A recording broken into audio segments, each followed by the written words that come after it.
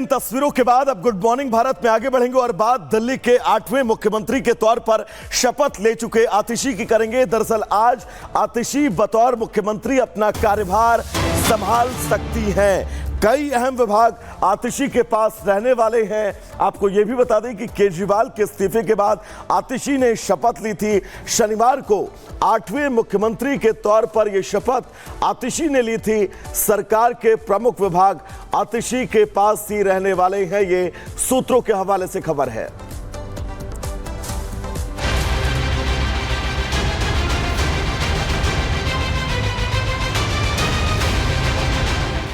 दिल्ली की सीएम आतिशी आज से उस काम को अपने हाथ में ले रही हैं, जिनको केजरीवाल बीच डगर में छोड़ गए। आतिशी दिल्ली की कुर्सी पर बैठ चुकी हैं, लेकिन अब उनका सामना उन चुनौतियों से होगा जो उनके लिए किसी अग्नि परीक्षा से कम नहीं है। दिल्ली की सीएम आतिशी के सामने एक तो नहीं चुनौतियों का अंबार है, जिससे पार होकर उन्हें खुद को साबित करना होगा।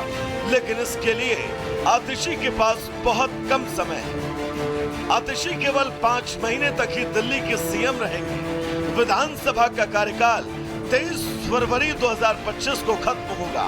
मतलब चुनाव आयोग इस तारीख से पहले चुनाव करवाएगा, ताकि 23 फरवरी से पहले नई सरकार का गठन हो सके।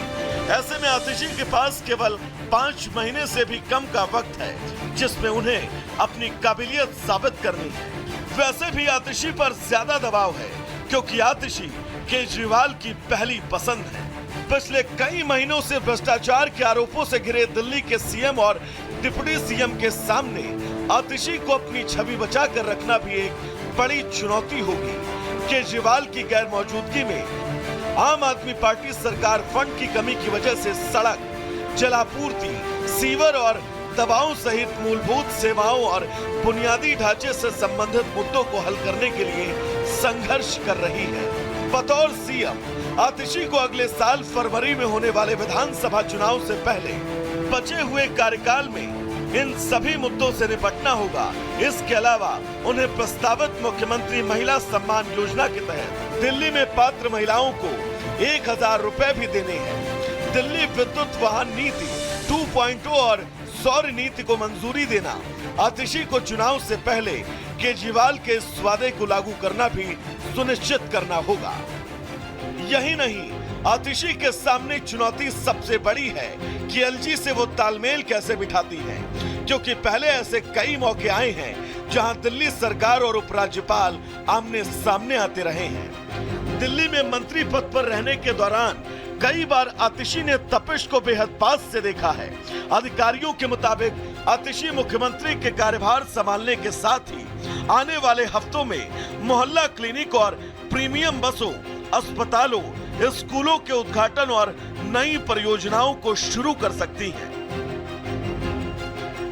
आतिशी ने कहा था कि अगले कुछ महीनों में उनके 2 लक्ष्य होंगे, जिनमें आप सरकार की मुफ्त बिजली, पानी, स्वास्थ्य सेवा, शिक्षा, महिलाओं के लिए बस यात्रा, बुजुर्गों के लिए तीर्थ यात्रा जैसी योजनाओं को रोकने के लिए बीजेपी के कथित प्रयासों के खिलाफ दिल्ली वासियों के हितों की रक्षा करना। और दूसरा लक्ष्य अगले साल फरवरी में होने वाले दिल्ली विधानसभा चुनाव के बाद मुख्यमंत्री पद पर केजरीवाल की वापसी सुनिश्चित करना। अब देखना होगा कि खुद से किए गए वादे को आतिशी कहां तक पूरा कर पाती हैं। Bureau report, Republic Bharat. और इस बीच आपको बता दें, यूपी एसटीएफ को एक बड़ी कामयाबी हाथ लगी है, जिसमें अवैध पिस्टल बनाने वाले गिरोह के सरगना को एसटीएफ ने धर दबोचा है। इसके अलावा उसकी 3 साथी भी धरे गए हैं। आपको यह भी बता दें कि अवैध हथियार बनाने की मशीन भी इनके पास से बरामद की गई है। ये बड़ी खबर, उत्तर प्रदेश एसटीएफ को बड़ी सफलता हाथ लगी। संजीव, प्रदीप, अनुज, शुभम, ये वो आरोपी हैं जो कि धरे गए हैं, जिन पर बड़ा आरोपी है कि अवैध पिस्टल बनाने के गिरोह में शामिल थे। सरगना भी इनमें धरा गया है। ये आप देख रहे हैं, पहला सरगना है और 3 और आरोपी धरे गए। सरगना के साथ 3 लोगों को किया गया गिरफ्तार। यूपी एसटीएफ को ये बड़ी कामयाबी हाथ लगी है। अवैध पिस्टल बनाने वाले गिरोह के सरगना को गिरफ्तार किया गया। उसके 3 साथी भी धर दबोचे गए हैं। पिस्टल बनाने की मशीन और हथियार भी इनके पास से बरामद।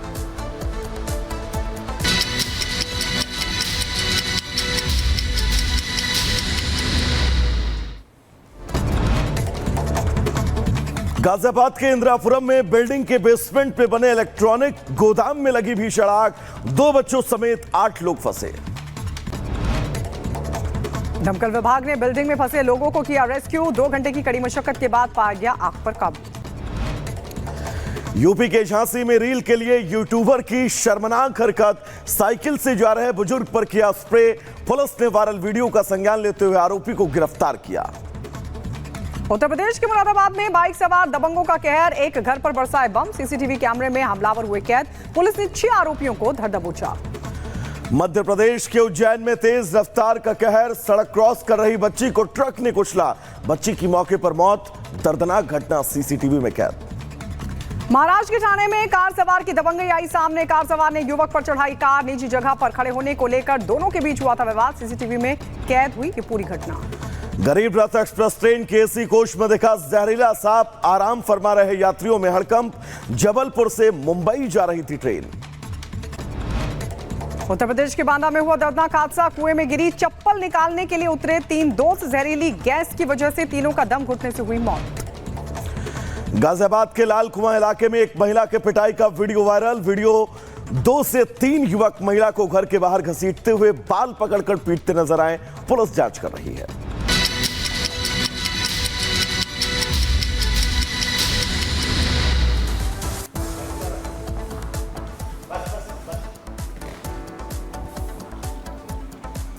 और आइए बात करते हैं उत्तर प्रदेश के मुरादाबाद की, जहां पर 2 गुटों के बीच झड़प हो गई, 2 गुट आपस में भिड़ गए, झगड़े ने देखते ही देखते विकराल रूप ले लिया।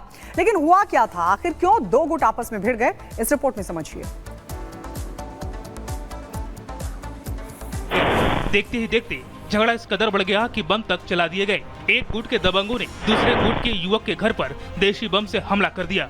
बम फेंककर भागते हुए युवक सीसीटीवी में कैद हो गए।